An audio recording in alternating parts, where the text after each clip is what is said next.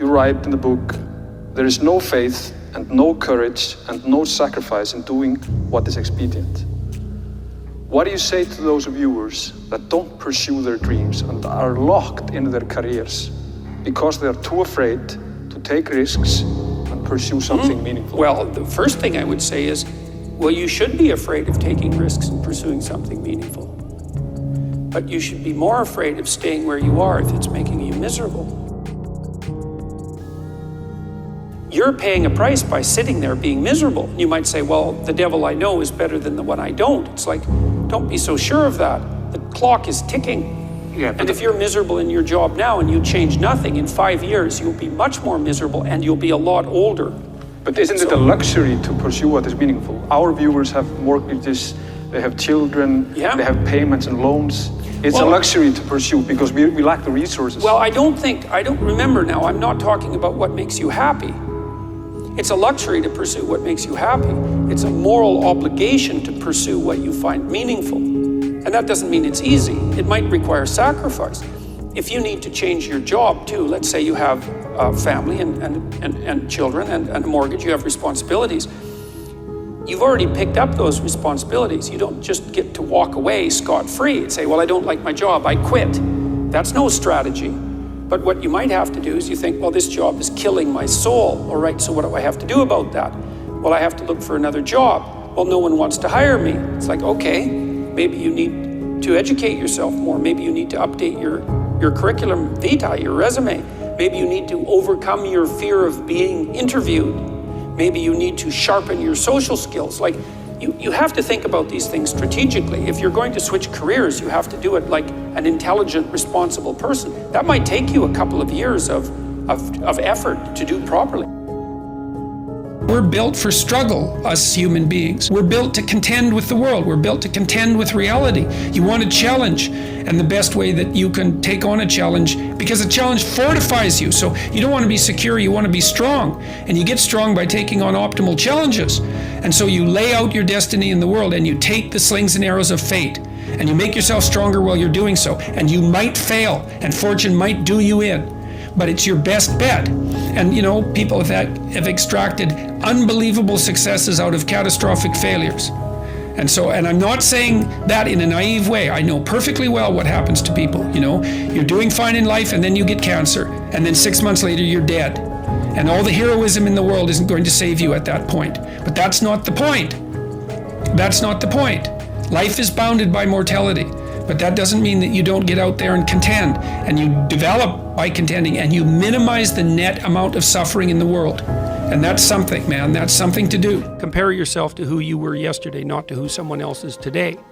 Because you need to have a hierarchy of improvement. You need to be aiming for something, and that means you're going to be lesser than people who've already attained along that dimension. So the question is, who should you defeat in the final analysis? And the answer is, you should defeat your former self. You should be constantly trying to do that. And you're the right control for yourself too, because you're the one who's had all your advantages and disadvantages. And so if you want to compete fairly with someone, then you should be competing with you. If you're improving yourself, then what you are doing is competing with your lesser self. And then you might also ask, well, what is that lesser self? And that lesser self would be resentful and bitter and aggressive and vengeance-seeking and all of those things that go along with having a negative moral character. And those are things that interfere with your ability to progress as you move forward through life. So it's very necessary to understand that this is why, you know, I've been stressing this idea of personal responsibility. It's like, well, personal responsibility is to compete with yourself, is to be slightly better than yourself the next day. And it better in some way that you can actually manage, and that's humility. Like, well, I'm a flawed person, and I've got all my problems. Could I be as good as person X? It's like not the right question. The right question is, could you be slightly better tomorrow than your currently flawed self? And the answer to that is, if you have enough humility to set the bar properly low, then you could be better tomorrow than you are today. And you might say, well, what's the right way of being in the world, if there is such a thing? And it's not acting according to a set of rules. It's attempting continually to transcend the flawed thing that you currently are. And what's so interesting about that is that the meaning in life is to be found in that pursuit. So I've been laying that out in these discussions too, because it's saying, well, the fundamental issue is that life is tragic. and difficult, very tragic and difficult for everyone. And it's also tainted by malevolence, because no matter how things are tragic and difficult, but there's always some stupid thing that you could do or someone else could do that could make it even worse than it has to be. So that's life. And you need an antidote to that, because that can embitter you. Constant contact with that, just the tragedy, but the tragedy combined with betrayal and malevolence, that makes it even worse, especially if it's self-induced. Okay, so you need something to set against that so you don't get bitter and resentful. Well, what do you set against that? Doing something worthwhile. By your own definition, say. You need some reason to get the hell out of bed on a terrible day because you've got something good to do. Well, what's the best thing you can do? Transcend your current wretched and miserable self. There's meaning to be found in that, and that's a meaning that's associated with responsibility. One of the things that I've been trying to lay out clearly is that life is hard. It's tainted by malevolence and betrayal. That can make you bitter. You need a meaning to offset that. Where's the meaning to be found? Not in rights, not in impulsive pleasure, but in responsibility. You take responsibility for yourself, so you take care of yourself. If you're good at it, you have some excess left over to take care of your damn family. If you're good at both of those, then you have some excess left over to take care of your community. Those are heavy burdens. You pick up the burdens, you find that's meaningful. The best way to pick up the burden is to continually improve yourself, and that's where the meaning is to be found. And so that meaning is in the continual self-transcendence. That's letting your old self die and the new self be reborn. Even if things are going really well for you now, there's going to be a time in the future where things are rough. You know, you're going to be ill, family members going to be ill, a dream is going to fall apart, you're going to be uncertain about your employment status. Like the flood is coming, right? The apocalypse is coming. It's always the case in life. And you have to be prepared for it. And the question is how to prepare for it. And the answer to that is to find a way of being that works even under the direst of circumstances. You've got the possibility to slowly raise yourself out of the mire. You've got the possibility to do just what the fighter does when he's defeated, which is to say, well, regardless of the circumstances that might have led to my defeat, like even if there were errors on the part of the referee, this is no time to whine about it. This is a time to take stock of what I did wrong so that I could improve it into the future. And that's the right attitude. The point is, your best strategic position is, how am I insufficient and how can I rectify that? That's what you've got. And the thing is, you are insufficient and you could rectify it. Both of those are within your grasp if you aim low enough. And I don't mean don't aim, and I don't mean don't aim up, but you have to accept the fact that you can set yourself a goal that you can attain, and there's not going to be much glory in it to begin with. Because if you're not in very good shape, the goal that you could attain tomorrow isn't very glorious. But it's a hell of a lot better than nothing, and it beats the hell out of bitterness, and it's way better than blaming someone else. It's way less dangerous. And you could do it. And what's cool about it, it's one step on a very long journey. And it starts to compound on you. So a small step today puts you in a position to take a slightly bigger step the next day, and then that puts you in a position to take a slightly bigger step the next day. And you do that for 2 or 3 years, man, you're starting to stride. I don't know how many people have come and told me, it's so strange. They said, well, I started making my bed and that made all the difference. It's like, well, yeah, you decided to aim up, man. And the first concrete instantiation of that was that you made your bed. And you think, well, that's nothing heroic. It's like, no, but aiming up is heroic. That's something. And then lowering yourself to the point where you're not above the mess in your room. You know, you're not superordinate to that. You lower yourself so that you straighten up. You're grateful for what you have right in front of you, and you take care of it and you put it in order. It's like all of a sudden things start to get better. And one of the reasons that audiences are responding to what I've been saying in my lectures and what I've been writing about is that I don't tell people that they're okay the way they are. No, I say, no, you could be way more than you are. And they're relieved about that, you see, because if you're in a dark and terrible place and someone says you're okay the way you are, then you don't know what to do about that. It's right. Like, no, I'm not. I'm having a terrible time and I'm hopeless. You're okay the way you are. Well, then what? That's it? That's where I am? And what do you want to tell a young person? You're 17. You're okay the way you are. It's like, no, you're not. You got 60 years to be better. And you could be way better. You could be incomparably better across multiple dimensions. And in pursuing that better, that's where you'll find the meaning in your life. And that will give you the antidote to the suffering. This is the trick, though. You have to pick a path of discipline. What path of discipline you have to pick is a different issue. So there could be a rule. The rule might not be follow this rule. The rule might be you have to follow some rules. So it's a meta rule. And the meta rule is you have to discipline yourself. And the issue is, well, how? That's not really the relevant question. You can pick a disciplinary path. That's why I often tell my clients, especially young people, they say, well, I don't know what to do. It's like, that's okay. Nobody does. Go do something. Do the best thing that you can think of. Put the best plan you have into practice. It's not going to be perfect, and it will change along the way. But it will change partly because you become disciplined pursuing the path. And as you become disciplined, you become wiser. And as you become wiser, you become able to formulate better and better plans. So you can start vaguely and confused and develop a plan that's not so great, and you start to implement it, and then you accrue incremental wisdom as you implement your flawed plan. And that enables you to fix the plan. And so that's part of that process of incremental self-improvement as well.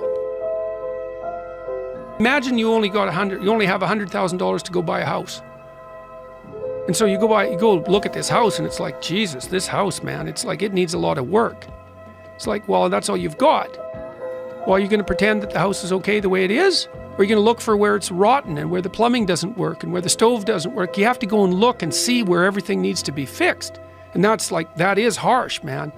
And then in order to do that properly, someone has to have taught you, look, you aren't your problems. You're most fundamentally that which, if it confronts its problems, can solve them. And that's the hero myth in a nutshell, by the way. The hero is the person who confronts horrible, chaotic potential and tames it and makes something of it, right? That's the fundamental human story. But the problem is that you have to face what you don't want to face in order to fix it. So you look at all the things about yourself that need to be burned off, that need to be dispensed with. And that, man, especially at the beginning, especially if you're screwed up, that may be like 95% of you. It's not pleasant.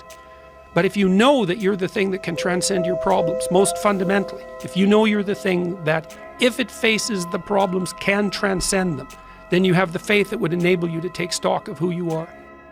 My daughter was very ill when she was a kid, but particularly when she was a teenager. She had a very terrible time of it. She had juvenile rheumatoid arthritis, and when she was between the ages of 14 and 16, it first destroyed her hip, which had to be replaced, and then it destroyed the ankle on her other leg, which had to be replaced. And she walked around for 2 years on broken legs, and she was taking massive doses of opiates and could hardly stay awake. And as a test of your faith, there's almost nothing that's more direct than a serious illness inflicted upon an innocent child, right? And so the chapter's a meditation on that, and also on, well, what to do in a situation like that, because everyone is going to have a situation like that in some sense, because you'll be faced with illness in the people that you love and in crisis. And so it's a practical guide to coping with those sorts of things. And one of the things you do when you're overwhelmed by crisis is you shorten your time frame. It's like you can't think about next month. Maybe you can't even bloody well think about next week, or maybe not even tomorrow. Because now is just so overwhelming that that's all there is. It's like, and that's what you do. You cut your time frame back until you can cope with it. And if it's not the next week that you see how to get through, then it's the next day. And if it's not the next day, then it's the next hour. And if it's not the next hour, then it's the next minute. And people are very, very, very, very tough. And it turns out that if you face things that you can put up with a lot more than you think you can put up with, and you can do it without becoming corrupted. You have to be alert when you're suffering. You have to be alert to the beauty in life, the unexpected beauty in life. And you have to look for that little bit of sparkling crystal in the darkness when things are bad. You have to look and see where things are still beautiful and where there's still something that's sustaining. And you narrow your time frame, and you be grateful for what you have, and that can get you through some very dark times. And maybe even successfully if you're lucky. But even if unsuccessfully, then maybe it's only tragic and not absolute hell. And you can do that, in the worst situation. You can make it only tragic and not hell. And there's a big gap between tragedy and hell. There's nothing worse at a deathbed than to see the people there fighting. The death is bad enough, but you can take that, as terrible as it is, and make it into something that's absolutely unbearable. And maybe I think, and this is sort of what I closed the book with, is this idea is that if we didn't all attempt to make terrible things even worse than they are, then maybe we could tolerate the terrible things that we have to put up with in order to exist. And maybe we could make the world into a better place. It's a constant storm to try to figure out what you're about, and you change. At 26, you're all about the hustle, you're gonna be a billionaire, this and that, and then you go to the bar one night and you fall in love. And it changes what you care about, right? And then you have a child, and then this happens, and then that happens. Things change. You just have to always consistently try to figure out what's driving you, and not because other people are watching, and not because that's what your dad wants, and not because that's what you said was gonna happen, and it doesn't look like it, and your family's gonna judge you. You just have to be as real with yourself as possible, and that is a very difficult struggle, but when you're not, you create enormous vulnerability and unhappiness. Truthful conversations redeem people. Because if you come to a clinical psychologist whose worth is salt, you have a truthful conversation. The conversation is, well, here's what's wrong with my life, and here's what caused it. You know, maybe it takes a year to have that conversation, and here's how it might be fixed. Here's what a beneficial future might look like. And so it's a completely honest conversation if it's working well. And all that's happening in the conversation is that the two people involved are trying to make things better. That's the goal. Let's see if we can have a conversation that will make things better. I think one of the factors in the resistance to these ideas of discipline and of taking responsibility for yourself is people recognizing that they're not doing that in their own lives, and they get upset, and instead of looking internally, they try to attack the thing that's upsetting them. They attack your message, they attack the philosophy behind it, rather than look internally and objectively and having some sort of introspective point of view where you go, okay, am I reacting to this because this resonates? Like I'm missing this aspect of my life? Does this diminish me? Or is this guy pointing something out that I can benefit from? Very few people are willing to do that. Very few people are willing to take that critical moment to look at their own behavior and look at their own thought process and wonder if the actual adverse reaction they have to this person's message is because they know that they're wrong. Start the process of becoming much more honest with yourself. It will help you make much better decisions, and it will help you in the long run. It may not taste as fun or as glamorous in the short term, but it will put you in a much better position. Stop doing the things that you know are wrong that you could stop doing. Right? So it's a fairly limited attempt. First of all, we're not going to say that you know what the good is or what the truth is in any ultimate sense. But we will presume that there are things that you're doing that for one reason or another you know are not in your best interests. There's something about them that you just know you should stop. They're kind of self-evident to you. Other things you're going to be doubtful about. You're not going to know which way is up and which way is down. But there are things that you're doing that you know you shouldn't do. Now, some of those you won't stop doing for whatever reason. You don't have the discipline, or maybe there's a secondary payoff, or you don't believe it's necessary, or it's too much of a sacrifice, or you're angry or resentful or afraid, who knows. But there's another subset that you could stop doing. It might be a little thing. Well, that's fine. Stop doing it and see what happens. And what'll happen is your vision will clear a little bit. And then something else will pop up that you will also know you should stop doing and that you could stop doing. And you could do that repeatedly for an indefinite period of time. And you know, that doesn't necessarily mean that you're going to ever be able to formulate a clear and final picture of what constitutes the truth and the good. But it does mean that you'll be able to continually move away from what's untruth and what's bad. And you know, that's not a bad start. Discipline, it does start with waking up early. It really does. But that is just the beginning. Discipline is the root of all good qualities. But you have to absolutely apply it to things outside of just waking up early. It's everything. It's working out every day, making yourself stronger and faster and more flexible and healthier. It's about disciplining your emotions. so you can make good decisions. It's about doing the tasks that you don't necessarily want to do, but that you know will help you. And that's what discipline is. Discipline means taking the hard road, the uphill road, to do what's right.